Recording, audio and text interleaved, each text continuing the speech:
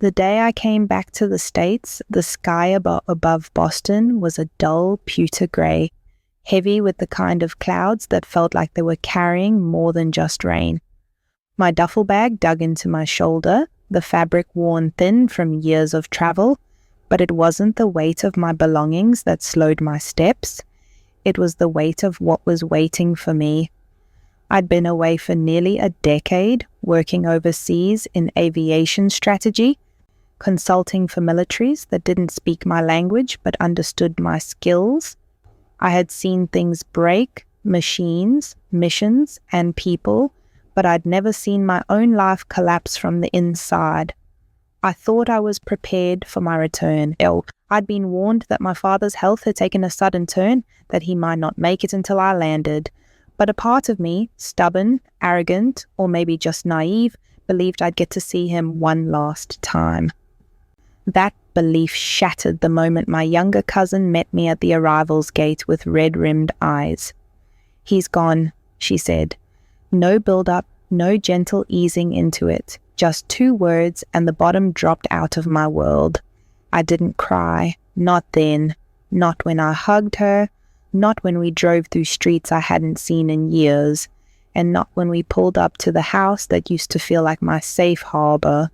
The shutters were closed, the driveway empty except for cars I didn't recognize. There were too many shoes by the front door, too many voices inside.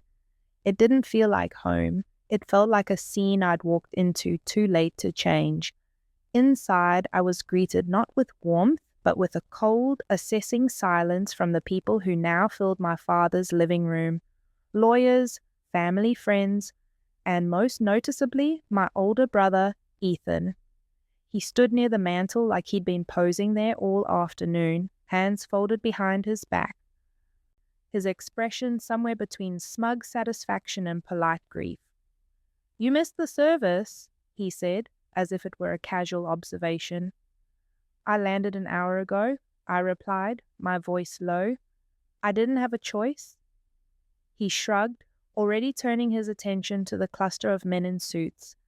"Life's about choices, Claire, always has been." That was Ethan, always the one to take my pain and find a way to turn it into an indictment. I could feel my pulse in my ears, but I held my ground. Years in the Air Force had taught me the value of silence. It unsettled people more than anger ever could. The rest of the afternoon blurred. There was talk of the will, of asset division, of necessary restructuring.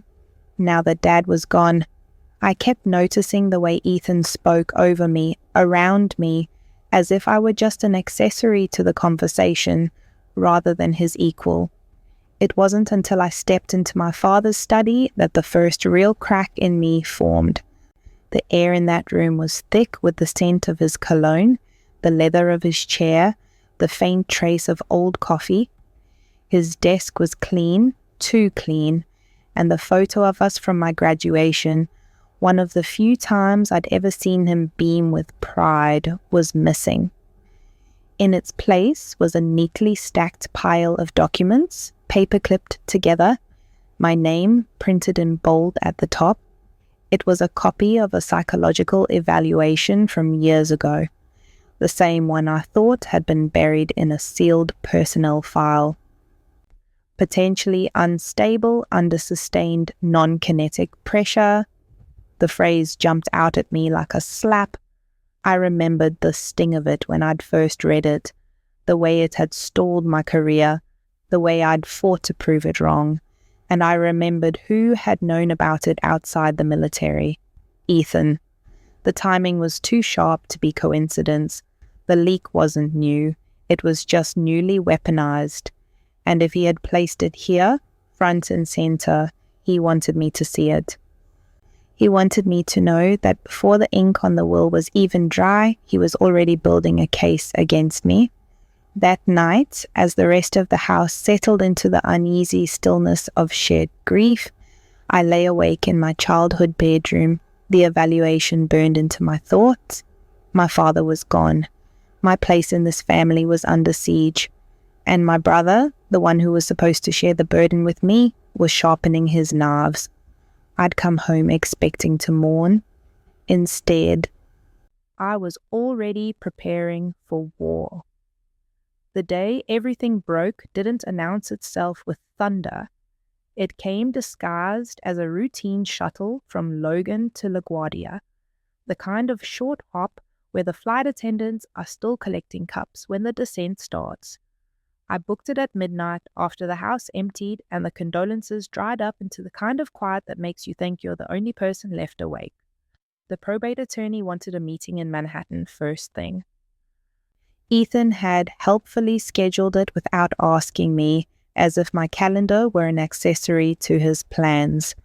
I said yes because saying no would have meant yielding ground. I wasn't ready to surrender anything. Morning at Logan was all fluorescent light and coffee breath. A winter drizzle slicked the tarmac, turning every taxiway into a mirror. I took a window seat over the wing on the right side, 9F. A businessman in a navy suit slid into the aisle seat and put on the kind of headphones that say, "Don't talk to me." I didn't plan to. I pulled my small black notebook from my jacket, the same size I'd used overseas, palmable, just enough paper to catch the truth before it slips, and wrote a single line. Dad's study cleaned like a crime scene, photo gone, report planted, Ethan smiling. The act of writing steadied me. Ink has weight. It pins memory to the page so it can't rewrite itself later. We pushed back in a light mist. The runway was a strip of graphite under a dull steel sky. Climb out was smooth, the usual turn south along the shoreline, Boston drawing away like a rumor. I watched the wing flex through the thin clouds and felt something in my chest do the same. For a moment, the hum of the fuselage was a kind of anesthesia. I could almost forget that downstairs, boxes were being labeled and a portrait was being rehung without me. At 10 minutes after takeoff, the first tone sounded. A single chime, the kind you can mistake for something harmless if you don't speak airplane. I do. I felt the angle of our climb shallow slightly, a whisper of change most people wouldn't register. The businessman beside me didn't lift his eyes. I did. I always do. Then it came, the pop you never want to hear at altitude. Not thunder, not a door slam, a metallic cough somewhere under my feet, followed by a shudder that rippled forward like a muscle spasm through a body too tired to hold its posture. The cabin stilled the way people do when they don't yet know they're afraid. Another chime, another. The smell hit next. Not smoke, hot metal, a bitter tang that rides the conditioned air and lands at the back of your throat. The baby 2 rows back squeaked. A flight attendant moved quickly down the aisle, eyes scanning, lips forming the practice smile that is half comfort, half spell. I watched the right engine through a veil of cloud and saw nothing unusual, but machines speak in more ways than the obvious. We leveled off too early for a routine hop. Another passenger looked up, curious. The intercom clicked. The captain's voice was calm, with the faint thread of someone reserving panic for later. "Ladies and gentlemen, we're experiencing a minor issue with one of our systems. Out of an abundance of caution, we'll be returning to Boston. Please remain seated with your seatbelts fastened." He didn't say which system. He didn't have to. The aft galley phone rang. Across the aisle, a teenage boy in a Yankees cap whispered, "Are we gonna crash?" His mum shushed him without conviction. A third chime. The banker beside me finally took off his headphones. I had the sensation of a camera lens tightening around the hinge where the wing joined the fuselage, where load becomes lift and steel becomes agreement with air. I felt the tremor before I saw it, an almost imperceptible oscillation in the ailerons, a stutter that tells you a hydraulic line is whispering, "Not today." The mask of calm I wear isn't the absence of fear, it's a channel it runs through. I unbuckled my notebook elastic and wrote, uncommanded roll, right side, smell of hot metal, cabin level, return to BOS. If hydraulics, they'll need hands more than software. The intercom clicked again, but it wasn't the captain this time. It was a tight whisper, not meant for passengers, that slipped through anyway, a habit of cheap circuitry and human error. If she's on board, find her. Seat 9, Valkyrie. I froze the way you do when your name appears in a sentence you didn't write. Valkyrie was my call sign a lifetime ago, painted under the canopy of a jet that taught me how to survive a stall by listening to what the air wasn't saying. No one on this flight should have known it, but someone did. The forward flight attendant was already moving toward us, trying to look like she wasn't. She stopped in our road, pressed her hand to the headrest in front of me, and leaned down. Up close, I could see the minute tremor in her fingers. "Mom," she said softly, "are you Claire Mercer?" I nodded. She swallowed. "They asked for you. This is the part you don't pan for in civilian life, the part where you are both a passenger and an instrument." I glanced at the businessman. He'd turned the shade of a page torn from a law book. "You can't go up there," he said, weak authority trying to hold a line. "That's illegal." I looked past him. "It's illegal to let a fix wait for permission," I said, and stood. Walking the aisle in a plane that might not want to fly is like walking on a lake before it freezes. You trust the flex, not the stillness. The forward galley smelled like burned coffee and adrenaline. The attendant opened the cockpit door a few inches, then more, then stepped aside. Inside was color-coded chaos. The first officer's head was bent and still. He was breathing, but his hands weren't doing anything useful. The captain was older than me, the kind of old that comes from too many red eyes, knuckles white on the yoke. The panel bloomed with amber and red the way a city does at night. Beautiful, if you forget what it means. He looked at me and didn't bother with disbelief. "Valkyrie?" he asked. He had a New York voice, flat with a layer of sand. "Claire Mercer," I said. "Former USAF. Current aviation strategy. Systems. What have you got?" "Right hydraulic system pressure bleeding," he said. "Flight controls sluggish. Backup pump intermittent. Flight spoilers acting drunk. Return to BOS, vectors from Boston Center, but I don't like the feel." I slid into the jump seat.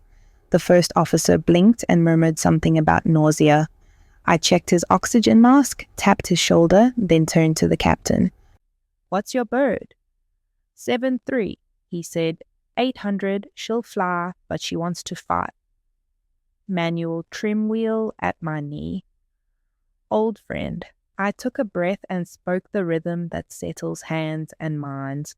"Fly the airplane first, we'll fly the problem second, procedure third." He nodded once like a pact. I keyed the radio. "Boston Center, November." I read the tail number fast and clean. "Declaring an emergency, request direct vectors to longest available runway. We have a right side hydraulic issue. Controls are degraded."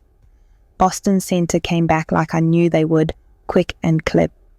"Copy emergency. Clear direct Logan runway 30GL. Vectors to final. Wind 090 at 10. Altimeter 2982. Say souls on board and fuel." 137 souls, I said. "Fuel?" I shot the captain a look. 4.8. Fuel 4.8. We'll need a longer roll. Possible degraded braking. My voice was steady because that's what voices should be when steel is listening. Another tremor rolled through the yoke. The captain corrected and the airplane overcorrected, the way a scared thing does when it doesn't trust your touch. "She's twitchy," he said. "Spoilers are lagging left." "If we have to, we fly clean and long," I said. "Keep the speed a hair above normal approach. I'd rather land hot than fall out." The cabin shook. Not a lot, but enough for the overhead bins to rattle their cheap chorus. I saw the runway in my mind long before the windshield would. 33L, the long one, the one you choose when stopping, is a negotiation. Somewhere deep in the fuselage, a pump stuttered, coughed, and went quiet. The ECAS logic did its little dance of triage. My hands itched to touch everything and nothing. The captain's breath was a metronome. Fast, then slower, then fast. I matched mine to the slower. He glanced at me sideways. A pilot's way of saying thank you without wasting a word we might need later. "Claire," he said, "you sure you want to be here? If this goes sideways—" "If it goes sideways, I'm already here," I said. It wasn't bravado, it was math. I've never loved math, but I respect what it does under fire. We briefed the approach out loud like a prayer. No flaps beyond what the hydraulics would give us without lying. No last-second heroics. Long, straight, honest. I toggled the manual trim wheel 2 notches and felt the airplane exhale into a slightly more obedient line. My fingers knew that wheel better than I knew most people. Cabin to cockpit, the interphone buzzed. "We have a passenger in 14C, short of breath, chest pain." Of course, crisis likes company. "Tell them to continue oxygen and prepare for rapid disembark," I said. "We're landing in how long?" The captain checked the distance and our speed. 8 minutes, he said. 8, I repeated. The number hung in the air like a commandment. "We're going to make it." He didn't ask how I knew. Neither of us needed a new superstition. Boston Center fed us vectors like a trail of breadcrumbs.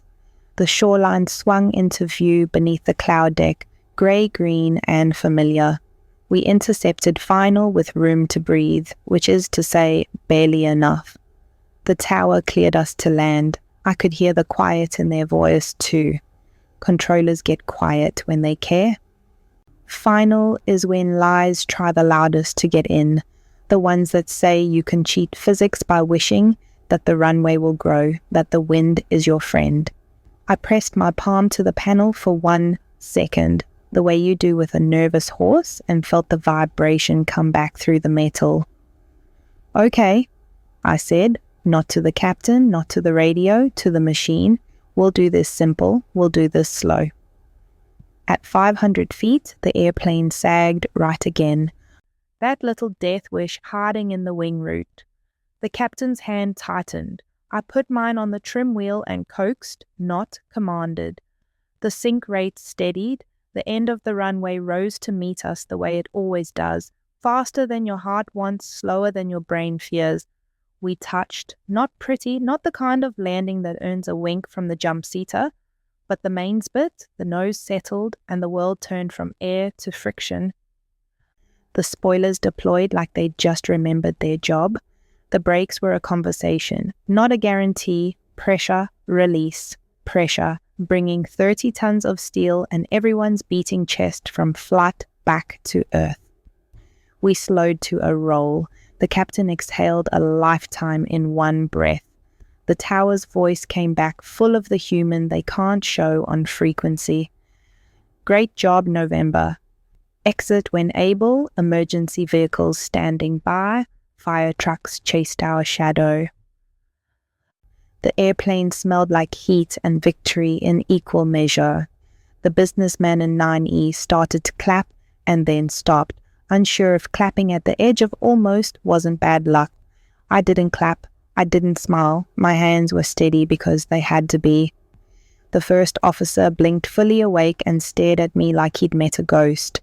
In the quiet of the taxi, with the sirens keeping their respectful distance, I took my notebook from my pocket and wrote 3 words, 5 seconds, Thor. Because there was a moment, right before we committed to final, when an old sentence tried to climb back into my throat, potentially unstable under sustained non-kinetic pressure. It came with a memory of a room with bad lighting and a man with a clipboard who didn't know my name beyond the one printed at the top of his form. For 5 seconds, I felt the freeze. Then I moved anyway. We parked to a gate we weren't supposed to use, met by paramedics and questions and the ritual of gratitude people practice when they don't yet know who to blame or praise. The captain touched my arm. "You saved us," he said, voice hoarse. "No," I said, "we saved each other." It mattered to say it that way. Because myth-making begins in the first retelling, and I've learned to anchor the truth before the wind picks up. I stepped back into the cabin, into applause that felt too loud for a body still calibrating to ordinary gravity. A boy in a Yankees cap stared at me like seeing me would make him braver later. His mother mouthed, "Thank you." I nodded. Sentences felt too expensive to spend. In the jet bridge, my phone lit up with a text from an unknown number. "Smooth hands, Valkyrie. See you in Manhattan." No signature. Just a new line in a story that had started with a funeral and now had a chapter that smelled like a hot metal and second chances. I slid the phone into my pocket, tightened my grip on the notebook, and walked toward the cold Boston air. Everything had not broken, not yet.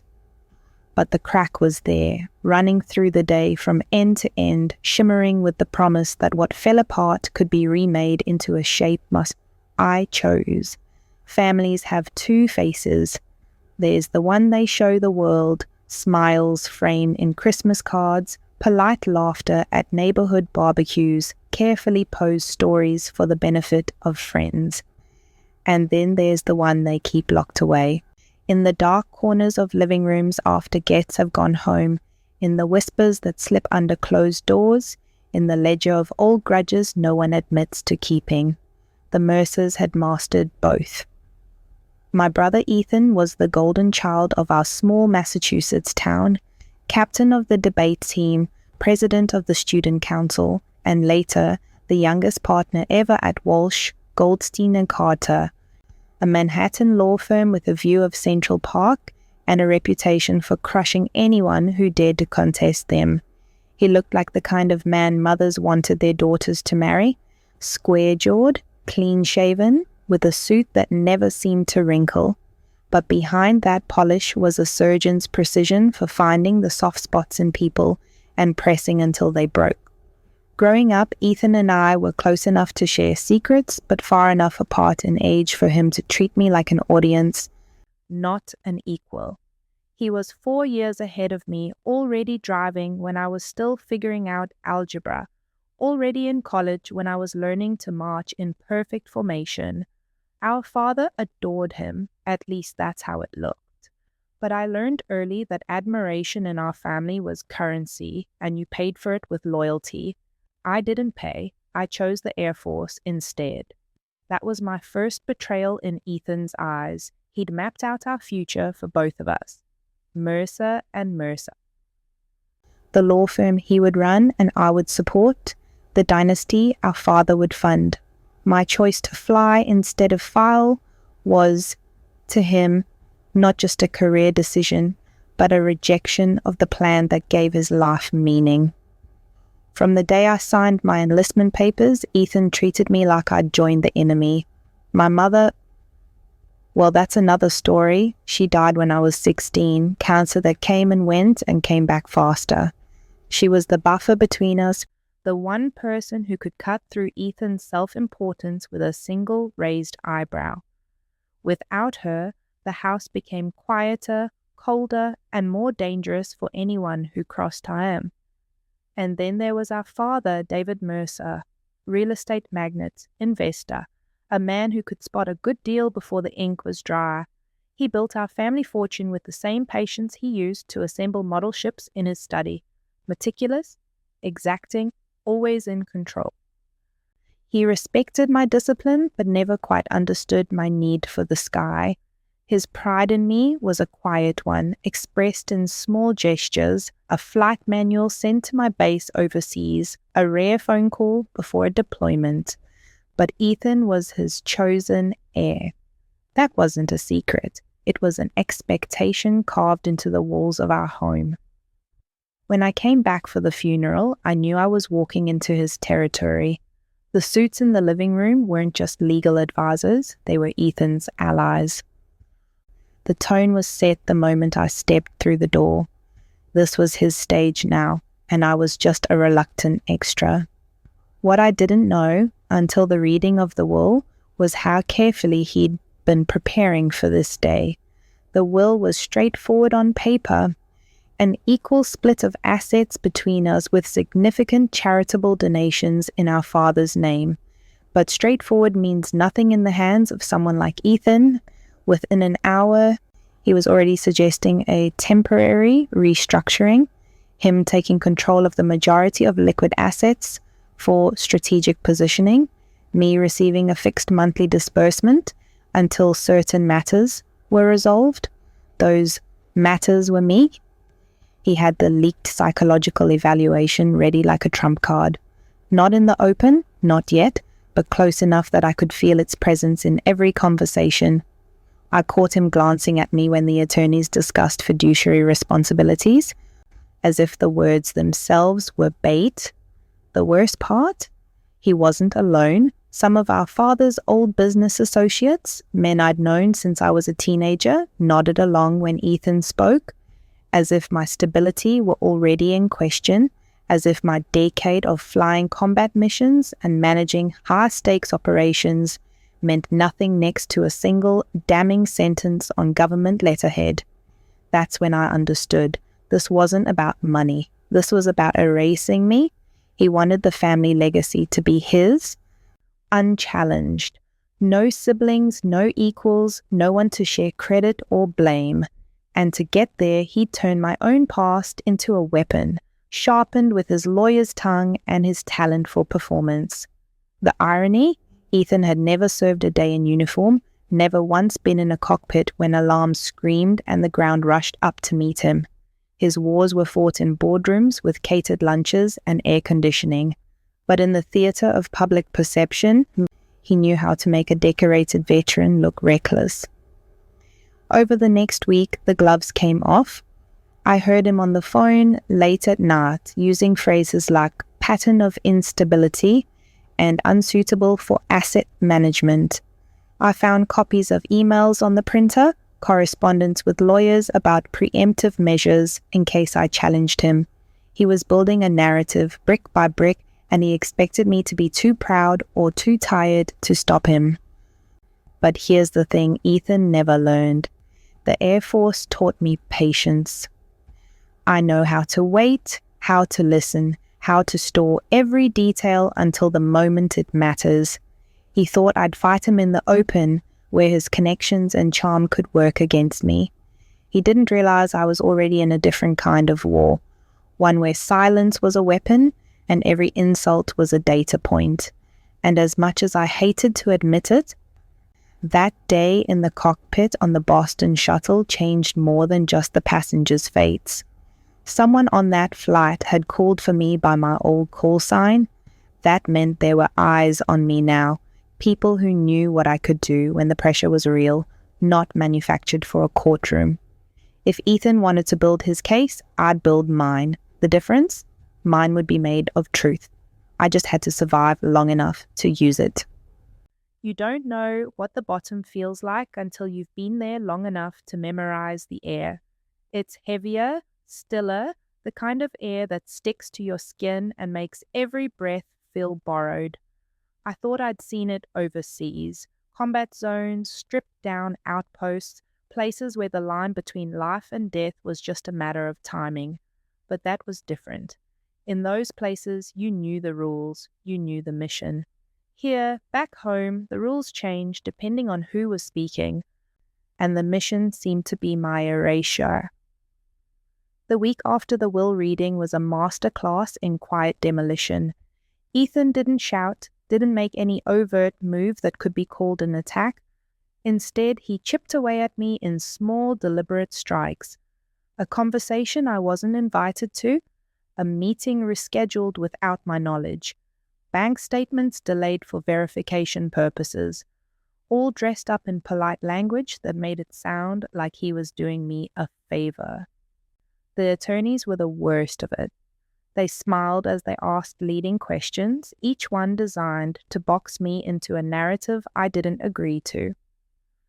Do you feel you've been under significant stress lately, Ms. Mercer? Would you say recent events have affected your judgment? These weren't innocent questions. They were traps laid in mahogany conference rooms with coffee served in porcelain cups. I kept my answers short. I let my silence stretch just long enough to make them uncomfortable.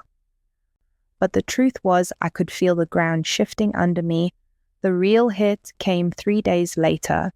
I was supposed to attend a meeting with our father's investment board. Routine, just a transfer of authority paperwork. I walked into the building, past the glass lobby and the familiar receptionist, only to be stopped by security. They had my name on a list. Not the kind of list you want to be on. Sorry, Ms. Mercer, the guard said, not meeting my eyes. You've been removed from authorized access. Removed. I stood there with my badge still in my hand, feeling the heat rise in my neck. It was a public humiliation in the middle of a space I used to navigate freely. And when I called Ethan, he didn't answer. He didn't have to. I knew exactly what he would say, that it was a temporary measure until some concerns were addressed, concerns he had invented. That night, I drove aimlessly for hours, letting the Massachusetts back roads twist me away from the city. The rain started somewhere near Concord, slicking the asphalt into a mirror that reflected every mistake I'd ever made. I ended up parked at the edge of a lake we used to visit as kids. The water blackened still, the old dock half submerged from years of neglect. I sat there with my hands on the steering wheel, the engine ticking as it cooled, and wondered how long I could keep doing this. For the first time in years, I felt the freeze creeping in, not the kind from altitude and failing engines, but the kind that starts in your chest when the fight feels too big, too endless. I didn't tell anyone about that night. Not my cousin, not the one friend I still trusted from my Air Force days. It felt too much like an admission, like saying out loud that maybe Ethan was right. The next morning, the papers arrived. Front page of the local business section. Mercer Estate in transition. Leadership shift amid concerns. They quoted sources close to the family who questioned my ability to manage high-value assets. It was vague enough to be unprovable, but sharp enough to draw blood. And in the second column, there it was. A brief, out-of-context mention of my old psychological evaluation. No name attached to the leak, but I didn't need one. I stared at the article until the words blurred, then folded the paper neatly and slid it into my notebook. Documentation. Always. That was the moment I hit bottom, not because of the humiliation, but because I realized Ethan wasn't going to stop until there was nothing left of me in the story of our family. And if I didn't change something now, I'd vanish quietly, just the way he wanted. Rock bottom is useful though. It's flat, solid. There's nowhere lower to fall, so every step you take is up. That night, I cleared my desk, pulled out every file, every photograph, every note I'd ever kept on Ethan's maneuvers. I spread them across the floor until I could see the pattern. He was predictable in his arrogance, sloppy in his confidence. He underestimated how much I remembered, how much I'd written down, how much I could still learn without making a sound. I stayed up until dawn, mapping it all out, each arrow and line on the paper like the flight path of a mission I hadn't named yet. But I knew what it was: survival, disguised as patience, revenge, disguised as preparation. The freeze was gone. In its place was the hum I used to feel before a sortie, the low electric certainty that I was about to move and nothing could stop me once I started. Transformation doesn't begin with a lightning strike. It begins with the smallest of choices, the kind no one notices at first.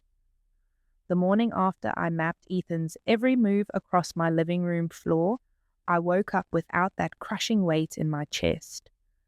The grief for my father was still there, the betrayal still sharp, but beneath it was something steadier, intent. The first thing I did was stop answering Ethan's calls, not ignoring, just not giving him the immediacy he thrived on. He was used to me meeting him where he was, on his terms. Now he would have to talk to the version of me who measured her words, who let silence work like a scalpel. The second thing I did was disappear.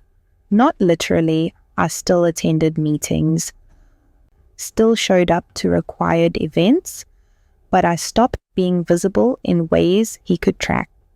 I took long walks without my phone. I met with people outside the city at diners where no one wore suits. I started to rebuild my network quietly, reaching out to former colleagues from my Air Force days, contacts in aviation security, even a few journalists I trusted to ask questions without printing answers. One of them, a retired pilot named Ray Donovan, met me at a coffee shop near the waterfront. He'd been a mentor once, the kind who taught you more in a 10-minute hangar conversation than a week of classroom drills.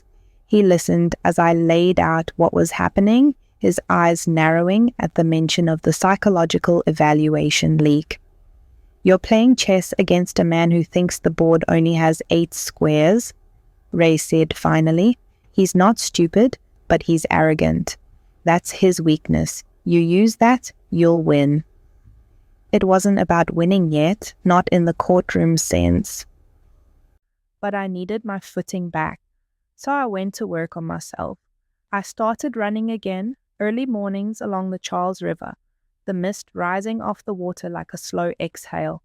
I trained my body the way I used to before deployments, interval sprints to shock the lungs awake, weighted pack hikes to bring the burn back to my legs.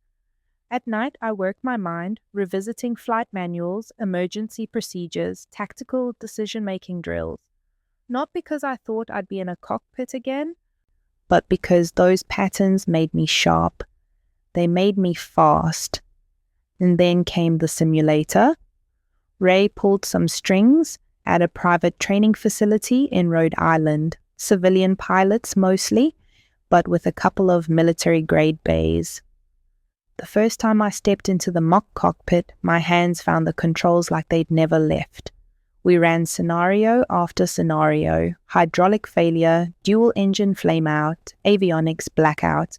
The familiar hum returned, not the hum of panic, but the one that says you're in your element, that you're exactly where you're meant to be. It wasn't lost on me that all this training had a dual purpose.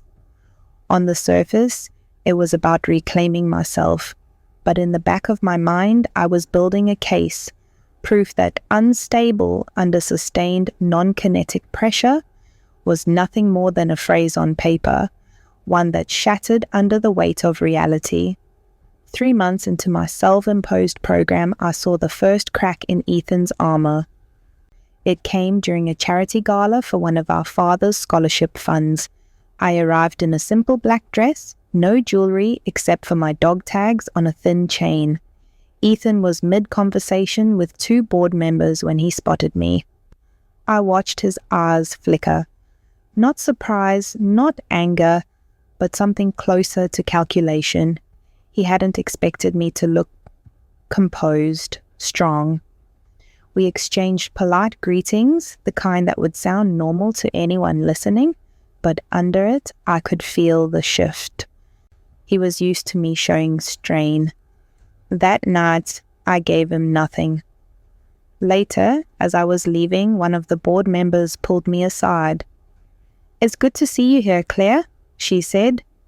"There's been talk, but tonight you seem like yourself again." That's when I knew the transformation wasn't just internal. People were noticing, and in Ethan's game, perception was half the battle. The final piece fell into place when I received an unmarked envelope at my apartment. Inside was a single USB drive. No note, no explanation. Just one file, an audio recording from a conference call between Ethan and his legal team. In it, he was laughing, talking about how easy it was to push me out, how no one would believe I was capable of managing the estate. After the stunt she pulled on that flight, he made it sound like I'd seized control of the plane for glory, not because the captain asked. He even joked that maybe next time I'd crash one, just to make a point. I listened twice. The first time, my hands shook. The second, I felt only clarity. Someone out there wanted me to have this. Maybe it was an enemy of Ethan's, maybe a friend of mine in disguise. It didn't matter. What mattered was that I now had something tangible, something that wasn't just my word against his. That night, I wrote a new line in my notebook. He thinks the game is his. It isn't. Because transformation isn't just about becoming stronger, it's about becoming ready. And I was ready, not to attack, not yet, but to return. Quietly, precisely, on my terms. Coming back to your own hometown as a ghost is harder than disappearing in a foreign city. In Boston, every corner holds a memory, and every memory has a witness. People think they know you. They expect a certain walk, a certain voice, a certain place at the table. The trick is to give them just enough to believe you're still that person, while making sure they never really see you. I returned without announcement. No posts, no calls, not even a text to the few friends I still trusted. I rented a small furnished apartment above a bookshop in Beacon Hill. The landlady was an old woman named Mrs. Doyle, who lived across the hall and had more interest in my rent check than my love story. Perfect. Most days, I left before sunrise. Some mornings, I'd walk the cobblestone streets just to watch the city wake up, the coffee carts clattering into place, the first trains humming in the distance. Other mornings, I'd drive south to Quincy or north to Salem, blending into commuter crowds, slipping through neighborhoods where I was just another stranger. But I wasn't wandering, I was watching. I tracked Ethan without him knowing, not like a stalker, more like a reconnaissance officer. The habits he thought were invisible were just patterns, and patterns can be read. Monday lunches at a legal club downtown, Thursday night drinks at a hotel bar near the financial district, always with a rotating circle of clients. Saturdays at the country club where deals happened over golf scores and brandy. I learned who laughed too hard at his jokes, who deferred to him in conversation, and who, more importantly, waited for him to leave before speaking freely. Those were the cracks in his circle, the ones I could use later. Sometimes I shadowed him more closely. One evening, I sat 2 tables away at a restaurant in the Seaport, hair pinned up, wearing glasses I didn't need.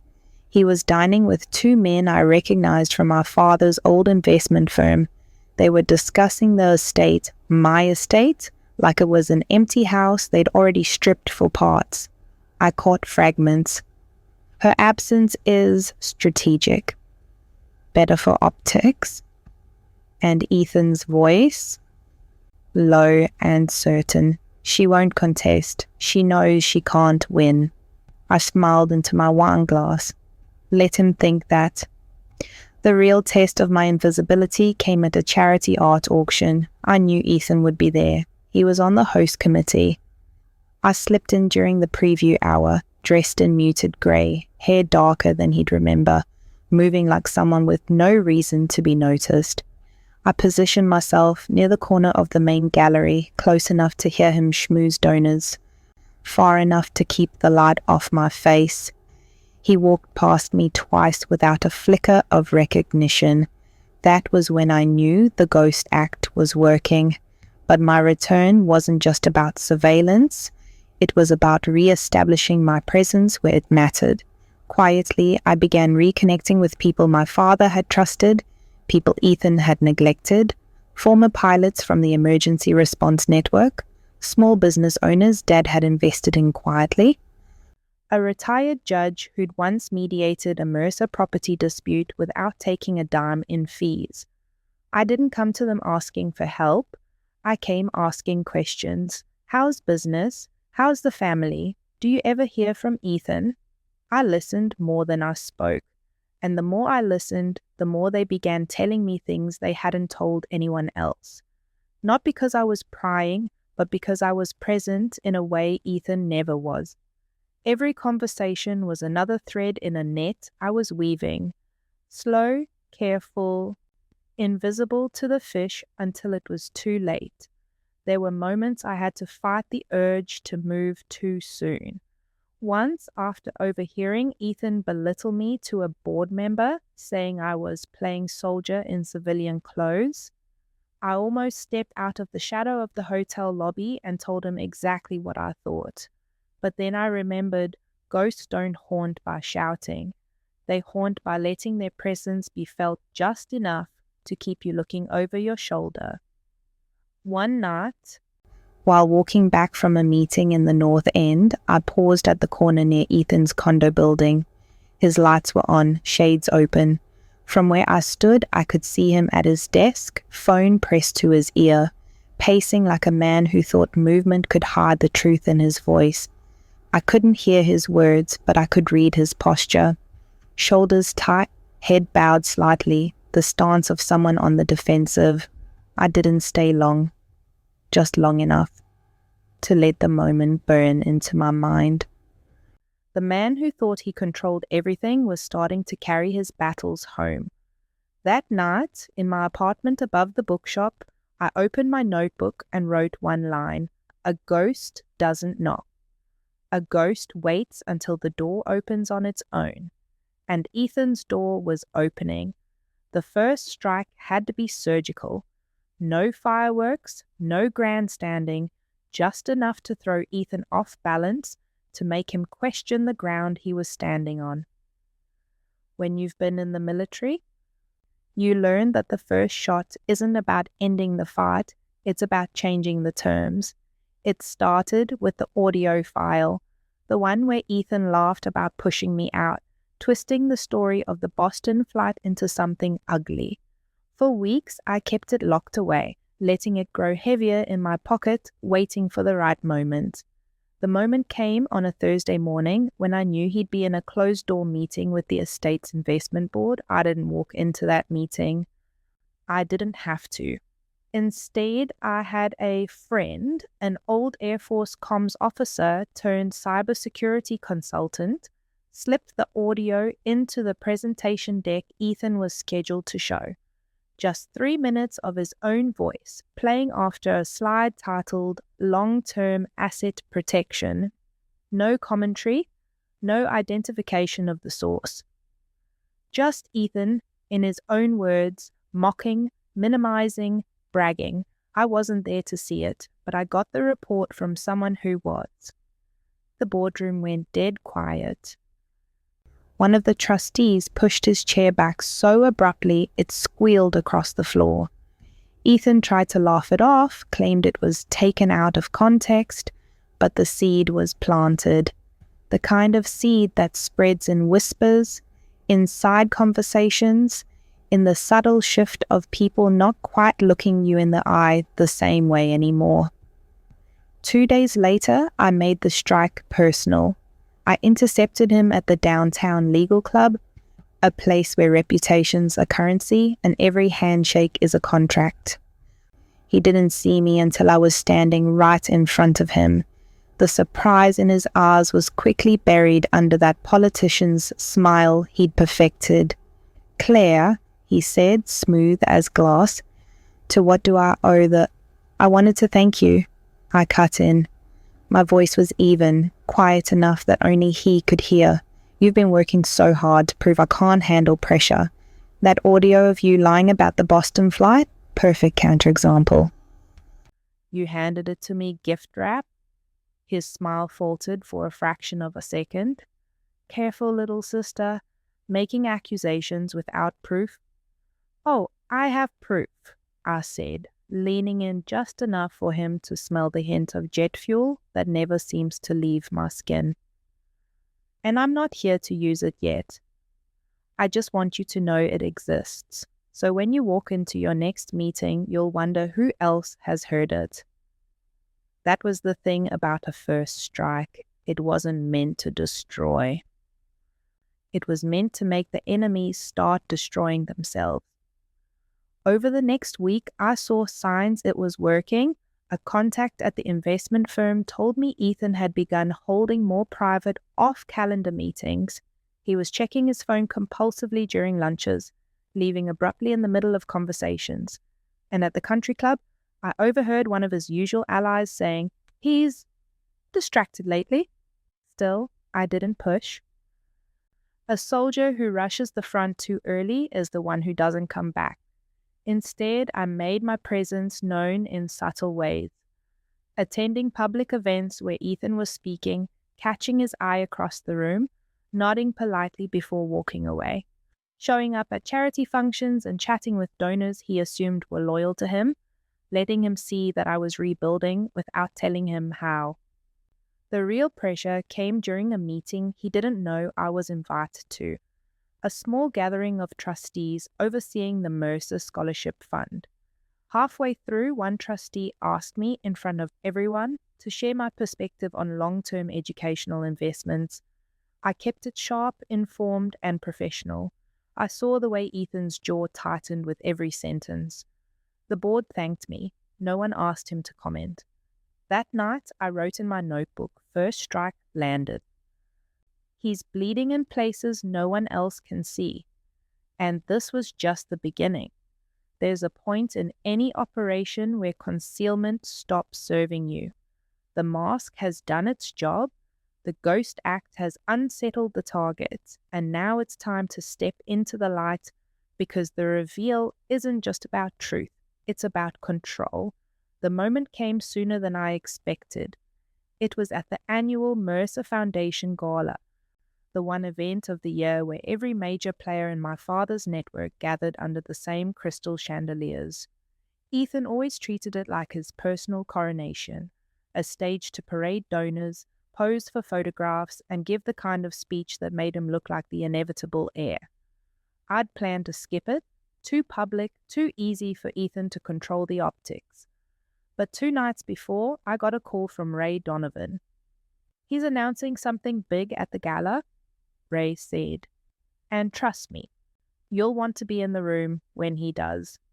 So I went. I arrived just as the band was warming up, dressed in a navy gown that caught the light with every step. No disguise, no attempt to blend into the background. If Ethan was going to announce whatever he had planned, I wanted him to look right into my face when he did it. The room shifted when I walked in. Not dramatically, but enough for me to catch the sideways glances, the subtle whispers. Word had spread about the audio, about my quiet return. Ethan saw me from across the floor, and for the first time in years, he hesitated before crossing a room. Dinner was a blur of polite conversation and undercurrents. I caught pieces of talk from my table mates, questions about the estate, murmurs about unsettling rumors. Then came Ethan's speech. He stood at the podium, bathed in soft light, delivering his usual blend of charm and calculated authority. And then he pivoted. "As many of you know," he said, "the leadership of the Mercer estate has been under review. In the interest of stability and long-term growth, we've decided to formalize certain roles, effective immediately." He never finished the sentence. The projector behind him lit up, not with his planned slide deck, but with a still image. Ethan, seated at that seaport restaurant, leaning toward 2 men from the investment firm. The image dissolved into the audio recording, his voice filling the ballroom. Easy to push her out, crash one just to make a point. It wasn't loud in volume, but it was deafening in impact. Conversations froze mid-sentence. Forks hovered above plates. I sat still, watching Ethan's face as the color drained from it. When the clip ended, the room didn't erupt. It inhaled. A long collective breath of people recalibrating what they thought they knew. I stood. My heels clicked against the marble as I walked to the podium. Ethan tried to speak, but I didn't give him the chance. "My name is Claire Mercer," I said into the microphone, my voice carrying in the hush. "I am my father's daughter. I've served my country in the air and on the ground. I've faced real emergencies, not the kind you manufacture in a boardroom.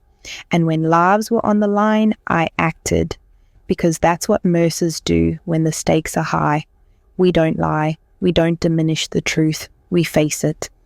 I let the words hang just long enough for them to settle. "I'm not here to take back what's mine. I'm here to remind everyone that integrity is part of the legacy you're entrusted to protect. And tonight, I'm taking responsibility for that legacy." It wasn't a confession. It wasn't an attack. It was a declaration. And in that moment, every eye in the room shifted, not just toward me, but away from Ethan. I left the podium without looking at him. The control had already changed hands. That night, I wrote in my notebook, "Mask off. Now they see him." The shock waves came in slow waves, the way an earthquake's aftershock keep rumbling long after the first crack splits the ground. The gala was only the epicenter. What followed was the shifting of loyalties, the quiet reassessment of who stood where, and, most telling of all, the faces of those who had once dismissed me. The morning after, I woke to a flood of messages. Some were from people I barely knew, offering congratulations cloaked in self-preservation. Others were from old allies who had kept their distance until they saw Ethan falter in public. And a few, just a few, were from people who had once parroted his lies, now asking to talk over lunch. I ignored most of them. The first face-to-face reaction came from a trustee of the Mercer Foundation, a man named Gerald Whitmore, who had been squarely in Ethan's corner for years. I ran into him outside a downtown coffee shop. He stopped, coffee halfway to his lips, and gave me the kind of nod you reserve for someone who just surprised you. "I'll admit," he said, "I believed him, every word. But last night was something." I didn't smile. "Last night was the truth," I said simply, and kept walking. Not everyone took it with such composure. Ethan's closest allies moved like cornered animals, more calls, more closed-door meetings, more attempts to control the narrative. But without the unchallenged confidence he'd enjoyed for years, the cracks widened. Stories began leaking, small ones at first, about questionable business decisions, mishandled funds, and the way he treated staff behind closed doors. I didn't plant any of them. I didn't have to. People talk when they no longer fear the one they're talking about. The most unexpected reaction came from someone I hadn't heard from in over a decade, Captain Mark Halstead, my old commanding officer from the Air Force. He called from Arizona, his voice the same dry gravel I remembered. "Mercer," he said, "I saw the clip. You handled that room like a damn pilot in a storm. Never thought I'd see you fly a gala." We talked for nearly an hour. He didn't ask about the estate, and I didn't offer details. But when I hung up, I realized something. The people whose opinions I valued most had never needed convincing. And then there was Mason. For 2 days after the gala, he stayed quiet, probably trying to figure out if he could outmaneuver what had just happened. But on the third night, my phone buzzed with a message. "We need to talk. Tonight." We met in a nearly empty hotel bar. He looked tired, the kind of tired that comes from running too many plays without a break. "You humiliated me," he said, skipping any pretense of small talk. "No," I said, meeting his eyes. "You humiliated yourself. I just stopped covering for you." For the first time in years. His voice cracked, not with anger, but with something that almost sounded like regret. "I thought I was protecting what Dad built. I didn't think—" He trailed off. You didn't think I could be trusted with it. I finished for him. So you decided to make sure no one else would either. He looked down at his glass, then back at me. I was wrong. The words came out quiet, almost reluctant, but they were there. I let my ego write the story, and now I'm paying for it. I didn't offer comfort. Regret isn't penance, it's just the first step toward it. The ripples kept spreading. People who had stayed neutral began taking sides. My side. Ethan's once unchallenged dominance in the boardroom was met with cautious questions. He wasn't unseated, not yet, but he was no longer the unquestioned authority. And for a man like him, that loss of control was a deeper wound than losing any single position. By the end of the week, I could feel the shift in the air. The estate wasn't just mine to protect, it was mine to lead, and the ones who had doubted me were now watching with a mix of curiosity and something I hadn't seen in a long time, respect. That night, in my apartment above the bookshop, I opened my notebook and wrote, "Shock delivered, regret earned, the rest will follow." Victory doesn't always arrive with trumpets. Sometimes it comes as a quiet stillness, like the moment after a storm when the air feels heavier but cleaner. And you realize you can hear your own thoughts again. That's how it felt the morning the judge read the decision. It was a clear, direct ruling, my rightful share of the estate restored in full, with an official acknowledgement that I was fit to manage it without restriction. There was no dramatic speech, no applause, just the shuffle of papers and the gavel's soft rap. But for me, it was enough. Ethan was there, of course. He didn't look at me when the judgment was read. But as we left the courtroom, he caught my arm. His voice was lower than I'd ever heard it. "You deserved better from me," he said. I studied him for a moment, searching for the smirk that usually followed his words. It wasn't there. "You can't undo what you've done," I said, "but you can stop fighting battles that never should have been fought." He nodded, and for once he didn't argue. The weeks that followed felt different. My calendar was suddenly filled with decisions that mattered, about the scholarship funds, the charitable trusts, the properties my father had invested in quietly for decades. Every choice I made was guided by something Dad once told me: don't just leave a legacy, build one that outlives you. I moved out of the apartment above the bookshop and into one of the smaller Mercer properties, a modest brownstone near the harbour. I kept the notebook though. It sat on my desk, pages worn thin. Each line a reminder of where I'd been and what it took to get here. The training I'd started months earlier didn't stop. I still ran the river in the mornings, still booked time in the simulator when I could. Not because I expected to need those skills again, but because they were part of who I was. Prepared, steady, ready.